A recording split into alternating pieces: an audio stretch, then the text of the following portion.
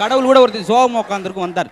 வந்துட்டு, தம்பி ஏதாவது வரங்கேளு, என் காதலி என் கூடயே சேர்த்து வச்சு கல்யாணம் பண்ணி வைங்க. அட முட்டாப்புளே, உன்னை வரந்தானே கேட்க சொன்னேன், ஏன்டா இப்படி சாவம் கேட்டு சாகுற? ஏன்னா தெரிய வேணாமா உனக்கு, எதட்டு துன்பம் வரும் தெரியாமலே அவன் பாட்டு சாதாரணமாக பேசிக்கிட்டு இருக்காது.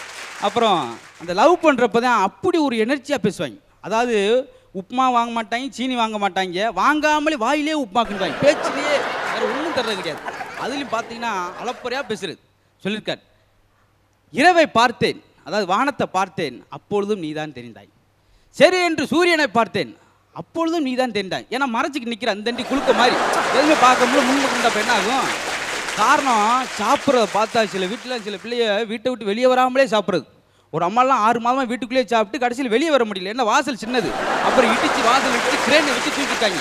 இந்த கணத்து குழந்தை ஆணையை தூக்குற மாதிரி. மேலும் சிரித்து மகிழ இப்போதே அசத்தல் டிவி சேனலை சப்ஸ்கிரைப் செய்து விடுங்கள்.